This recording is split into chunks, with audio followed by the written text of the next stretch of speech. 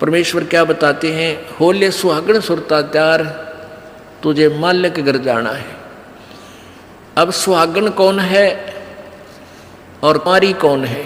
जिन आत्माओं को पूर्ण परमात्मा संत से प्रभु का नाम नहीं मिला तो वो तो कुंवारी है, और जिनको परमात्मा का नाम मिल गया उनकी सगाई होगी परमात्मा से, गुरु बिचौले ने उनकी सगाई करवा दी। अब जिनको परमात्मा का नाम मिल गया तो आपकी सगाई होगी उस मालिक से, पूर्ण परमात्मा से, और गुरु बिचौले ने आपका यू नाता जोड़ दिया। तो इसलिए कहा कि होले सुहागण सुरता त्यार, जो उपदेशी आत्माएं हैं वो सुहागण हैं, और जिन्हें नाम नहीं लिया है वो अभी कुंवारी है। और जो सुहागण होगी जिसकी सगाई हो जाएगी तो वह इंतजार वही आशा कर सकती है पिया के घर जाने की। कुंवारी का भी कोई ऊद सूद नहीं होती, लेकिन तरीका यही है पिया के घर जाने का, उनको भी सगाई करवानी पड़ेगी, नाम लेना पड़ेगा, गुरु बनाना पड़ेगा।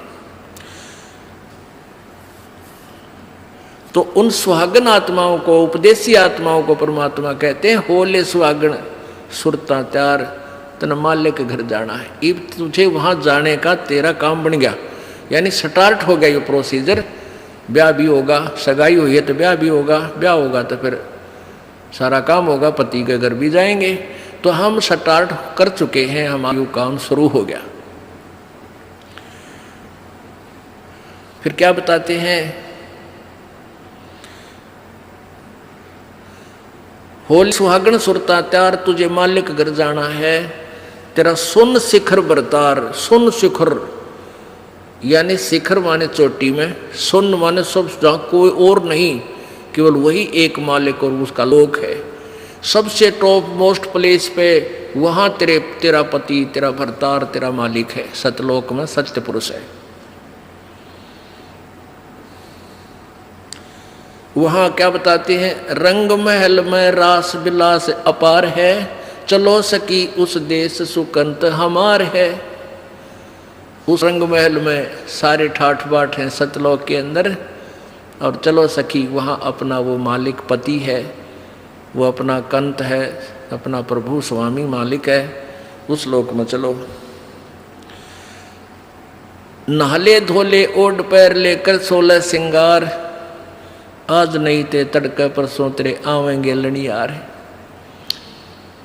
अब नहाना क्या है, धोना क्या है, इस सत्संग रूपी दरिया में, गंगा में अपने अंतःकरण के मैल साफ करे। ओढ़ पैर ले, यहाँ क्या ओढ़ना है, क्या पहनना है, कौन से आभूषण है कि साधु जैसा भाव आपके अंतःकरण का दिखे, भक्ता कैसे लक्षण हो, ये तरह ओढ़ना है। और शील, संतोष, विवेक, दया भाव हैं, ये इस प्रकार के 16 तरह आभूषण हैं जो एक जैसे लड़कियां वैसे ही उदाहरण देने पड़ते हैं उन्हीं के आधार से। लड़कियां शादी जब हो जाती है तो आभूषण पहनती हैं इसलिए कि तू अपने पति को अच्छी लगेगी।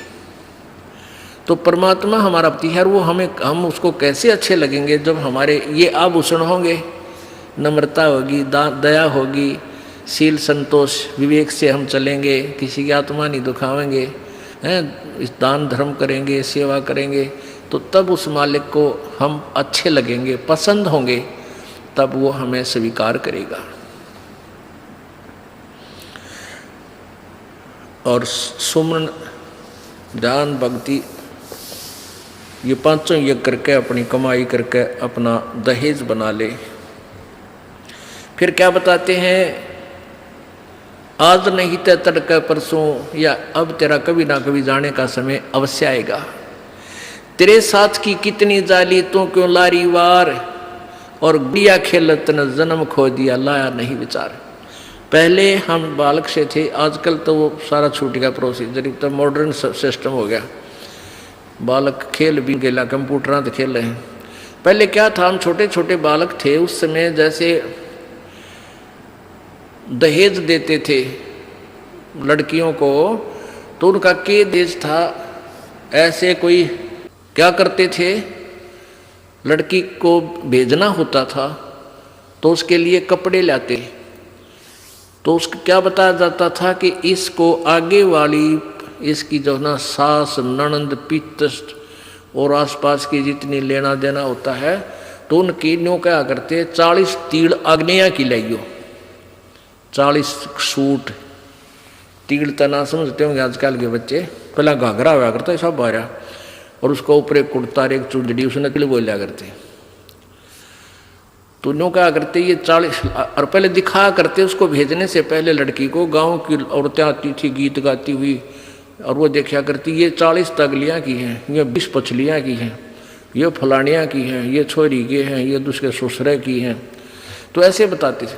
तो वो छोटी लड़कियाँ होती थी ना, छोटी छोटी, पहले स्कूल स्काल कोई जाता नहीं था, वो अपने में टाइम पास कराया करती, कहता गोबर बिटोड़ा करती ना, फिर वो छोटी होती तो क्या करती थी, वो छोटे छोटे टुकड़े कपड़े सिलने के बाद दर्जियों पास हो जाते थे, उन इकट्ठे कर लेती और उनके ऐसी सतह बनता करके, और 40 तन्यारी गिड़का दगाल लेती, एक गठड़ी बांध के उसमें, और 20 न्यारी धर लेती, न्यों का, और एक गुड़िया बना लेती, एक खिलौना बना लेती, एक गुड़िया सी खिलौने की स्त्री सी, और उस गुड़िया ने फिर गेला गुड़िया ने बांध देती गिठड़ी में, ये इसकी तीड़ अगलियाँ की, ये पछलियाँ की, और वो होते ही इतने चीथड़े कपड़े टुकड़े से, और उनमें तो दूसरा कोई भाई या बहन उसी के लेवल का, 1-2 साल बड़ा छोटा, और एक आधा टुकड़ा निकाल लेता ना उसकी तीड़ मत है, उस गठड़ी मत है,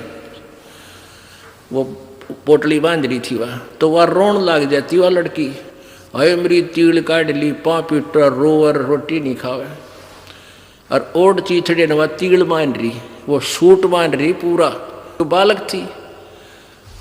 और जब उस बेटी वाली लड़की बड़ी हो जाती है, युवा हो जाती है, और फिर उसका ब्याह हो जाता है, उसका शादी हो जाती है, विवाह हो जाता है, फिर उसको वो ओरिजिनल तिल मिल रहा है, वास्तविक तिल मिल रहे हैं, उसने वो सूट मिल लेंगे 10-20 जो अभी उसके होते थे, तो फिर वह गुड़िया लाना खेला है, क्योंकि वह सैनी होगी, वो मैच्योर होगी।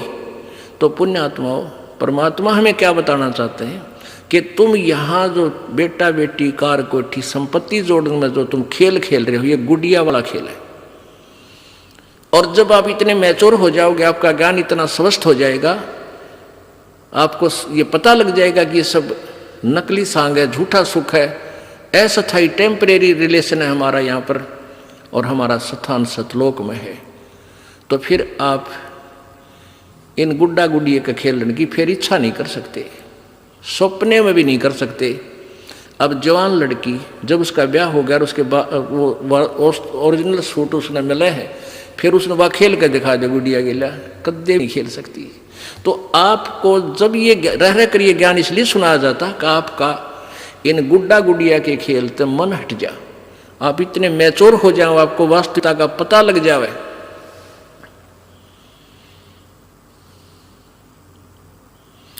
तेरे साथ किए कितनी जाली, तू क्यों लारी वार, गुड़िया खेलत जन्म गवाया, लाया है नहीं विचार, मालिक के घर जाना है। कितने ते गुड़िया खेल खेल जन्म खो दिया अपना सारा, यही कार कोठी बेटा बेटियां की जोड़ तोड़ में लगा रहा। अब उस सच्चाई से परिचित हो, फिर पुनः इन गुड़िया से नहीं खेलेंगे। अब तो चलो हैं, अब का जावे कहाँ, फिर भक्ति से ज्ञान से और कुछ ही समय दिनों में ऐसा समाधान आपका प्रभु कर देगा। बालक बच्चे भी आपके भगवान से डरने वाले, महात्मा की भक्ति करने वाले होंगे, और कुछ दिनों में आपको फ्री कर देगा प्रभु। अब भक्ति करें, बच्चे इतने बुद्धिमान समझदार हो जाएंगे, भगवान से डरने वाले होंगे कि भी माता पिता ने अपना पूरा काम कर दिया, अभी इनको डिस्टर्ब ना करो। और वो परमात्मा से विश्वास करने वाले होंगे कि भी हमारा किया हमें मालिक जरूर देगा। तो इस प्रकार आपको फिर यहाँ से निकालने का एक सुअवसर परमात्मा देगा। और तभी आपका मोक्ष संभव है। तो ये परमात्मा ही करवाएगा, अपने इसके चरणों में पड़ा रहना है।